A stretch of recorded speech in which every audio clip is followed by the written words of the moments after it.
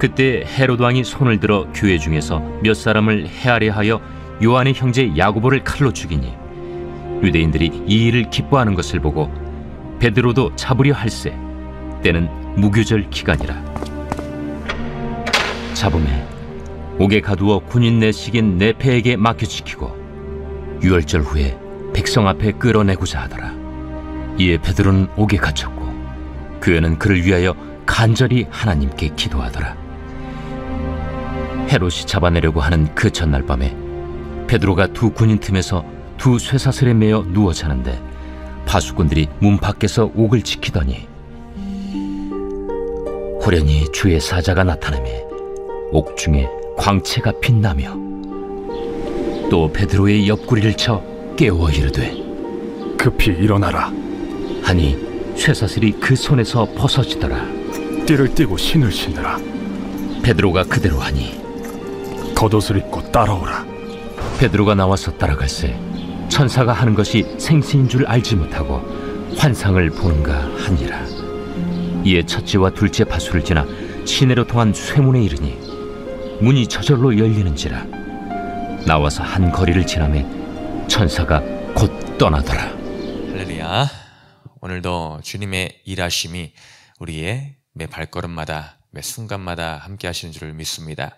그 능력의 하나님을 오늘도 붙들며 나의 어떠함과 상관없는 주님의 신실하심을 우리 마음가운데 새기며 나아가기를 소망합니다. 12장 말씀에 들어갑니다. 12장으로 들어서면서 이제 그 장면이 잠깐 이야기의 그 무대가 다시 유대 지역으로 돌아왔습니다. 유대 지역으로 돌아와서 오늘 헤롯 왕이 또 어떤 식으로 믿는 자들을 박해하고 있는가가 기록되어 있습니다. 헤롯 왕이 손을 들어서 교회 중에서 몇 사람을 헤아려 한다라고 기록이 되어 있습니다. 이 헤롯, 여기서 기록된 헤롯 왕은 헤롯 대왕의 손자입니다. 헤롯 대왕의 손자로서 그는 어떠한 정책을 펼쳤었나 친유대교적인 정책을 펼쳤습니다. 왜 그렇게 하였나? 그것은 바로 많은 지지를 얻고자 또 이스라엘 유대 백성들의 환심을 사고자 나름 친유대적인 정책을 펼쳤다는 것이죠. 그래서 이 유대인들이 뭘 하면은 내가 좀 더 지지를 받을까, 그들에게서 좀 힘을 받을까라는 것을 생각하여서 그 비율을 좀 맞춰주는 정책을 펼쳤습니다. 오늘 기록된 내용도 바로 그 중에 하나, 그 일환이죠. 그래서 교회 중에서 몇 사람을 헤아려고 오늘 요한의 형제인 야고보, 바로 예수님의 수제자 3인 중에 한 명이죠. 베드로, 야고보, 요한. 이 요한의 형제이기도 한 이 야고보.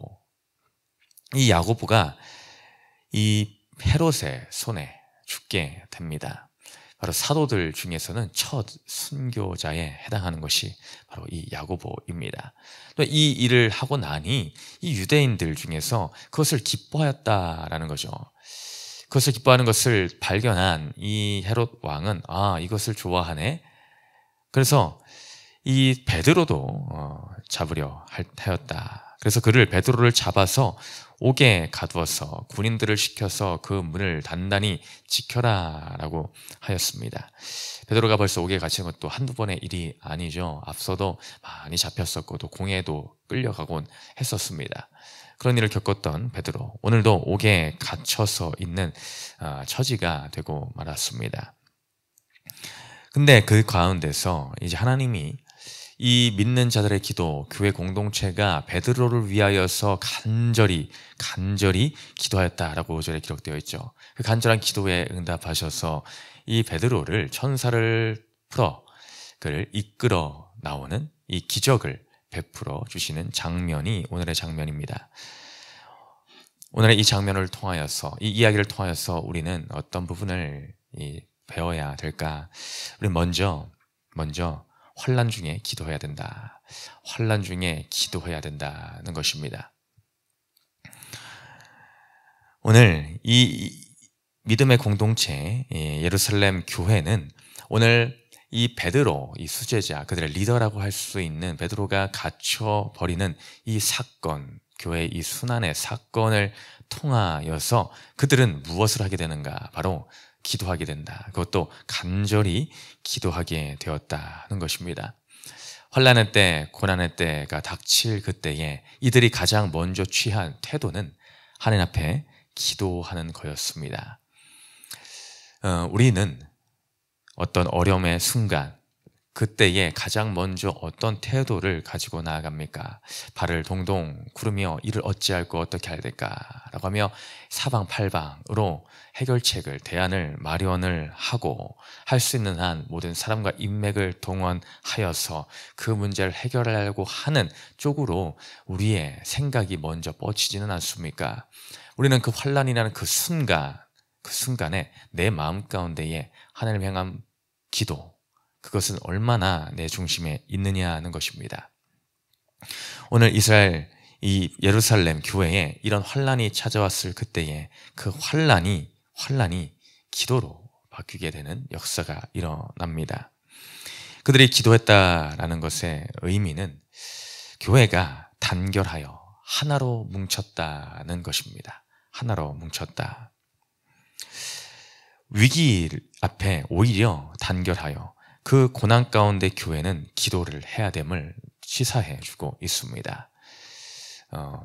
많은 환난의 때가 찾아올 때 우리는 그 환난의 사건을 기도의 사건으로 인식을 해야 됩니다. 우리가 더 기도하라 하시는구나.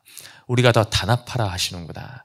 이럴수록 더 똘똘 뭉쳐서 하나님만을 붙들고 기도하여 부르짖어 나아가야 되는구나 라는 것을 우리는 깨달아야 됩니다. 믿는 자들은 기도의 능력, 기도의 힘을 신실하게 마음에 새기며 나아가야 됩니다. 우리는 믿는다라고 하면서 때로는 기도하지를 않습니다. 믿는다라고 하면서 주님의 이름을 찾지를 않습니다. 믿는 자에게 두신 하나님의 놀랍고도 크신 특권, 큰 능력의 힘, 그것은 바로 기도할 수 있는 능력입니다. 내가 아버지라고 부를 수 있는 그 기도의 대상이 있다라는 것은 너무나 귀하고 그 무엇과도 바꿀 수 없는 축복입니다. 시편 50편 15절 말씀에 환난 날에 나를 부르라. 내가 너를 건지리니 네가 나를 영화롭게 하리로다. 시편 기자는 말합니다. 환난 날에 나를 부르라. 바로 환난의 그때에 왜 그 환난이 찾아왔을까? 그때에 바로 하나님의 이름을 부르라는 것입니다.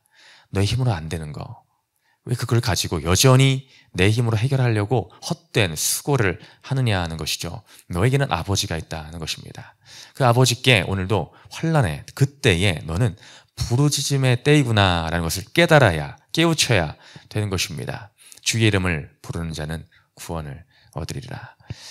그 환난 가운데 건질 수 있는 그 능력, 그것은 우리 하나님에게만 있습니다. 우리는 그때 기도하라는 때이구나, 기도하라는 사인이구나, 나를 부르라 라는 주님의 부르심이구나 하는 것을 알아야 됩니다. 우리는 염려, 근심, 그것보다 기도가 앞서야 되는 것입니다. 근심할 순간에도 그 시간이 아까워서 나는 기도해야 되겠구나. 염려하는 그 시간이 아까워서 나는 기도해야 되겠구나. 주님의 이름을 찾아야 되겠구나. 유명한 찬양이 있지 않습니까? 기도할 수 있는데 왜 걱정하십니까? 기도할 수 있는데 왜 걱정하십니까? 기도하면서 왜 염려하십니까? 우리는 그때 주님 앞에 무릎 꿇고 간구해야 될 줄을 믿습니다. 야고보서 5장 16절에 그러므로 너희 죄를 서로 고백하며 병 낫기를 위하여 서로 기도하라. 의인의 간구는 역사하는 힘이 큼이라. 누가 의인입니까? 주님을 나의 주로 고백하는 자가 의인입니다. 오늘 성경은 기록합니다. 의인의 간구는 역사하는 힘이 크다. 의인의 기도함은 역사하는 힘이 크다는 것입니다. 내가 힘이 있어서가 아니라 내 안에 하나님이 계시기에, 내 안에 주님이 계시기에, 주님이 나를 의인 삼아 주셨기에, 내가 그 주님을 붙들고 기도하기에 그 기도 가운데 하나님이 그 믿음을 보시고 역사하신다는 것입니다. 우리는 서로 기도해야 됩니다. 병 낫기를 위하여 서로 기도하라. 우리 교회 가운데의 지체를 위하여 서로 기도하며 깨어 기도해야 됩니다. 그러니 쉬지 말고 기도하라. 쉬지 말고 기도하라. 우리는 쉬지 말고 기도할 수가 있습니다. 하나님은 다 가능하게 하십니다. 우리 안에 믿음이 있다면 우리는 쉬지 말고 기도할 수가 있습니다. 매 순간 주님을 붙들고 나아가는 것이 쉬지 말고 기도하는 것입니다. 환난의 때가 찾아올 때도 예수 그리스도를 이름에 부르고, 내가 기쁠 때에도 예수님의 이름을 부르고, 내가 고민이 찾아올 때도 예수 이름을 부르고 주여 부를 그때에 주님은 그 기도를 응답해 주시는 줄을 믿습니다. 또한 오늘 말씀을 통해서 우리가 기도해야 될 것과 더불어 또 깨달아야 될 것은 우리는 하나님을 기대해야 된다는 것입니다. 하나님을 기대해야 된다. 그 확신에 서야 된다는 것입니다. 우리의 하나님은 나를 구원하실 수 있는 능력의 하나님이십니다. 나를 환난의 때에서 더 건질 수 있는 충분한 힘이 있으신 분이십니다. 그 손이 결코 짧지 않다는 것입니다. 모세가 이스라엘 백성들의 원망과 불평 가운데에 그 원망이 너무나 심한 나머지 참 이 낙심의 마음이 모세도 왜 안 들겠습니까? 그러니 자기 마음 가운데 자신도 모르는 사이 이 백성들의 불신이, 그 씨앗이 이 모세에게도 영향을 미치고 말았습니다. 이 백성들이 고기를 달라, 그렇게 먹을 걸 달라, 좋은 것 좀 먹자라고 원망할 그때에 이 하소연을 모세는 하나님 앞에 가지고 나아가죠. 그러니 하나님도 그들의 원망의 소리를 들으시고 뭐라 하십니까? 야, 그래, 고기 먹고 싶다고? 그래, 내가 실컷 먹여주마. 실컷. 한 달 동안 내가 먹여주마. 한 달 동안. 그 입에서, 코에서 냄새가 나도록 아주 질릴 정도로 한번 먹여주마. 라고 하나님이 말씀하셨죠. 그때 모세가, 아이고, 이 백성의 수가 얼만데, 바다에 고기를 잡은들, 저 새에 이 땅에 뭐 소와 양을 잡은들 어떻게 이들의 배를 그렇게 30일 동안이나 고기를 먹일 수 있겠습니까? 의심이 들어왔습니다. 어떻게 가능할까요? 그러니 여호와 하나님이 책망하시죠. 여호와의 손이 짧아졌냐? 여호와의 손이 짧아졌냐? 언제부터 그런 게 가능하지 않았냐? 그렇죠. 여호와 하나님은 홍해를 가르신 하나님이십니다. 그들을 구름 기둥과 불 기둥으로 인도하신 하나님이십니다. 그들이 불가능하다고 생각할 그때에 10가지 재앙을 통하여서 그들을 애굽에서 탈출시켜 주신 분, 그분이 하나님이십니다. 그런데 인생은 무엇입니까? 그것을 다 봤습니다. 모세도 보았고 그 이스라엘 백성들도 그 모든 것을 직접 목격한 자들이었습니다. 그것을 봤음에도 불구하고 그들의 마음 가운데는 여전히 또 불신이라는 씨앗이 사탄이 심어놓고 간다 하는 것입니다. 우리의 심령 가운데도 내가 은혜 받고 성령 충만한 그때에는 믿습니다.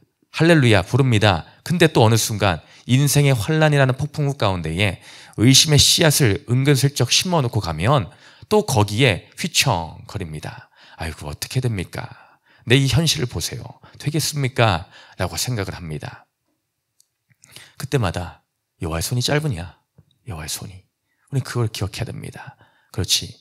나 같은 자를 구원하신 그 하나님, 사망 권세도 깨뜨리는 그 하나님, 생명이라는 이 놀라운 힘을 주시는 그 하나님, 이 땅 가운데 사망의 권세보다 큰 것이 무엇이 있습니까? 사망의 권세가 어떻게 보면 우리가 넘을 수 없는 가장 큰 그 힘입니다. 근데 그것조차도 넘으시는 것이 하나님이라는 것입니다. 생명을 주시는 그 힘, 그 누구도 정복할 수 없는 영생을 우리에게 주신 그 하나님, 그 하나님의 능력이 있는데 우리는 여전히 또 보이는 것에, 들리는 것에 이리저리 휘둘립니다. 사탄 마귀가 그것을 보라고 할 때에 우리의 시선이 또 그것에 꽂혀버립니다. 그런데 우리는 무엇을 바라봐야 됩니까? 그것은 진리의 말씀입니다. 진리의 말씀에서 내가 뭐라고 하는가? 하나님의 그 말씀이 나에게 뭐라고 하시는가? 그 말씀에 의거해서 내 믿음의 근거가 출발돼야 됩니다. 세상에 보이는 것, 들리는 것에 내 믿음의 근거가 있어서는 안 됩니다. 오늘 하나님이 뭐라고 하시는가? 하나님이 그렇게 말씀하신 적이 없네? 그럼 나는 그것을 재빨리 털어버리는 것입니다. 하나님이 그렇게 나에게 알려주신 적이 없네? 그럼 재빨리 그것은 그냥 무시해버리는 것입니다. 하나님 말씀 뭐라고 하셨지? 하나님 뭐라고 하셨지? 우리는 그것에만 집중하는 것입니다. 오늘 하나님은 능력을 보여주십니다. 주의 사자를 보내셔서 베드로를 건져내십니다. 그들의 간절한 간구함에 그들은 그 응답으로 보여주십니다. 하나님보다 큰 것, 그것은 존재하지를 않습니다. 하나님보다 위에 있는 것은 그 아무것도 없습니다. 주의 능력, 그것은 내가 상상하는 것 그 이상, 나의 수보다도 훨씬 많은 것이 하나님의 수인 줄을 믿습니다. 나는 믿네 라는 찬양이 있지 않습니까? 나는 믿네. 내가 겪는 시험이 어렵고 힘겨워도 힘들죠. 힘들지 않다는 건 아닙니다. 얼마나 힘듭니까? 어떻게 할 방도를 찾지 못해서 발을 동동 거릴 만큼, 초조해질 만큼 얼마나 힘듭니까? 근데 중요한 것은 무엇입니까? 그 다음의 고백입니다. 그것이 아무리 크고 힘겨워도 내 주님보다는 크지 않다. 내 주님보다는 크지 않다. 내 주님이 훨씬 크다는 것입니다. 그러니 그래서 염려하지 말라는 것입니다. 나는 그 주님을 소유하고 있기에, 그분이 내가 아버지라고 부를 수 있는 하나님이시기에, 나에게 생명의 구원까지도 주신 그 하나님이시기에, 그래서 염려하지 말라는 것입니다. 그러니 오늘도 우리는 그 기적의 하나님, 그 능력의 하나님, 나를 위해서 일하시는 그 하나님을 붙들고 오늘도 믿음 안에 굳게 서서 우리는 지질한 신앙생활이 아니라 강하고 담대함으로 아빠, 아버지를 부르며 나아가는 믿음으로 서시는 저와 우리 성도분들 되시기를 주님의 이름으로 축복드립니다. 두 번째 질문이고 마칩니다. 시작. 나는 하나님의 능력보다 내 문제가 더 크다고 생각하지는 않습니까? 기도합니다. 사랑의 하나님, 능력의 하나님, 주님이 나의 능력의 주님 되심에 감사드립니다. 주님, 환난의 때, 어려움의 그때는 환난으로 끝나라고 주시는 사건이 아니라 그 가운데 내가 하나님을 부르며 나의 주님의 이름을 간절히 찾으며 기도하라는 것을 깨달아 알게 하여 주시고, 오늘도 기도하기 위하여 이 자리에 또한 모였습니다. 주님, 우리의 기도에 응답하시는 분이 능력의 그 하나님, 구원의 하나님이라는 그 사실을 놓치지 않게 하여 주시고, 환난의 때에 그 무엇보다도 크신 하나님을 믿고 신뢰하며 오늘도 기도하게 하여 주옵소서. 감사드리며 예수님 이름으로 기도드렸습니다. 아멘.